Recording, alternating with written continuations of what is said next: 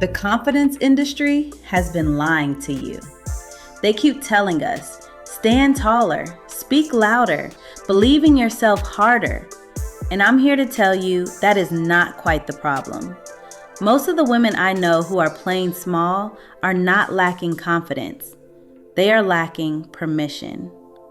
Permission to disagree. Permission to take up space. Permission to want what they want without justifying it to everybody in the room. And they've been waiting for that permission from everyone except the one person who can actually give it, themselves. Today on Empower Her Vibes, we're talking about how you give yourself the one thing you've been waiting on.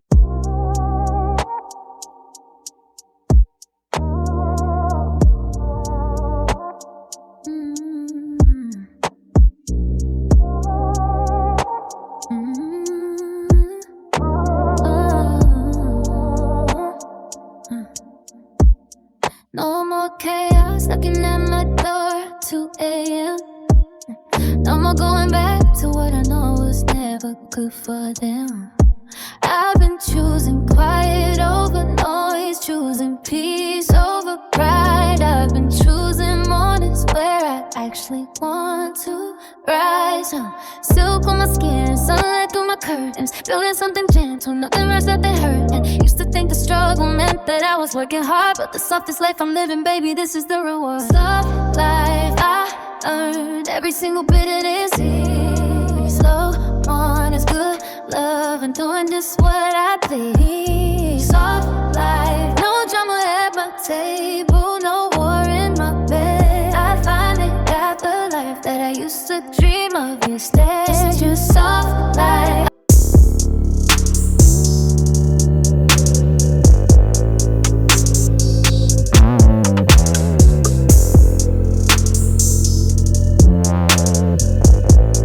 Welcome back to Empower Her Vibes. I am Kalonda, and today, episode 3, we are getting into one of the most misunderstood topics in the entire women's empowerment space: confidence.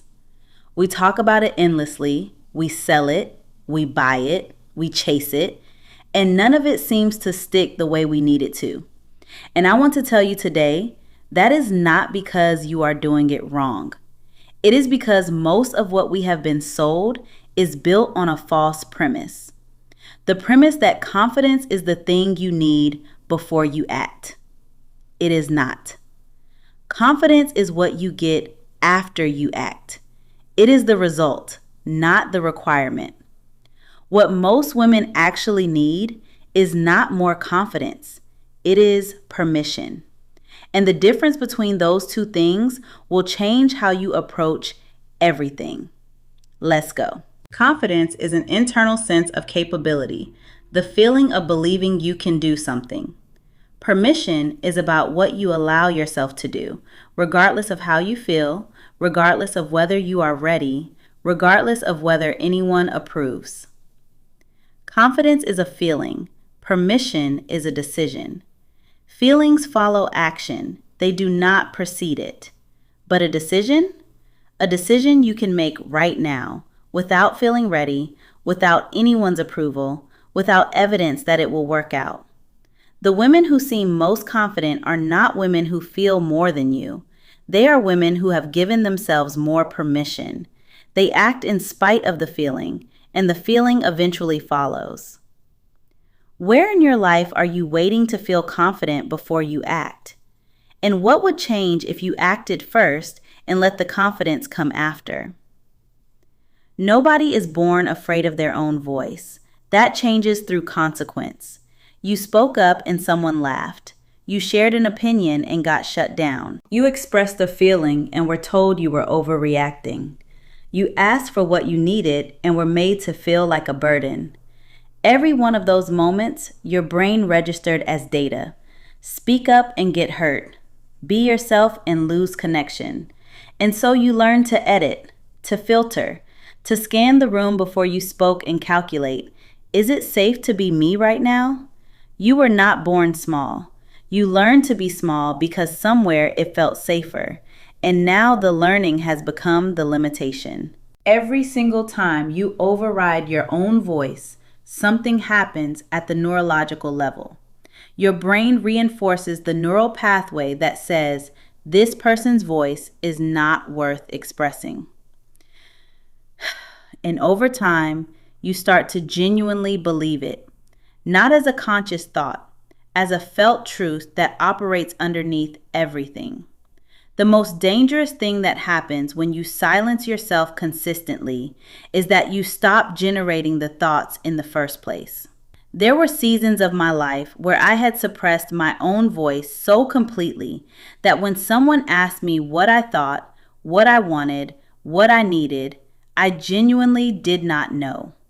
Not because I was empty, because I had spent so long overriding the signal that the signal had gone quiet. That invisibility is not something being done to you. It is something you are participating in, and you can stop. What truth have you been carrying, unspoken, that is making you heavy right now? What have you been swallowing that needs to be said? Permission is not a feeling you wait for. It is a decision you make. You will not wake up one morning and suddenly feel permitted. The women who speak up, who take up space, who use their full voice, they do not feel less afraid than you. They have simply decided, consciously, deliberately, that they are allowed to act despite the fear. The permission is not given to you from the outside. It has never been waiting from a boss or a partner or a parent. Those sources will never deliver it because it was never theirs to give. And claiming it is not an event. It is a practice. It is the daily decision to let yourself be seen, even when everything in you wants to hide. The second part of the shift, separate your voice from the outcome. Your right to speak is not determined by whether the room agrees with what you say. You can speak and be wrong. You can speak and be met with silence. None of those outcomes revoke your right to have spoken. Detach the voice from the outcome, and suddenly there is nothing to protect. Where have you been using the reaction of others as the measure of whether you deserve to speak in the first place? I have a few tools in mind. Here we go. Tool 1, the 5-second launch. The moment you feel the impulse to speak, to share the idea, ask the question, express the feeling, you count backward. 5, 4, 3, 2, 1, and you open your mouth. Before your brain constructs the 12 reasons why you should not, before the safety check runs its calculations, the window between the impulse and the self-censorship is where your voice lives. Tool 2, the permission journal. Every evening this week, 3 minutes, no more, write down one moment from that day where you silenced yourself. One moment where you had something to say and did not say it. Then underneath it, write what you would have said if you had given yourself permission. The full sentence, the actual thought. Do not soften it. Write the true version. Tool 3, give yourself permission in one room. Choose one specific context this week and commit to showing up there with your full voice for 7 days. Not everywhere at once. One room, share. The first thought, not the edited version. Ask the question you have been holding back. Permission is built through evidence. Stack enough of those experiences and the evidence changes your belief. Your voice is not the problem. It never was. The only thing that needs to change is the permission you give it. I am Kalonda. This is Empower Her Vibes. Come back next week. Episode 4 is called The Hardest Love. I love you. I will see you next week.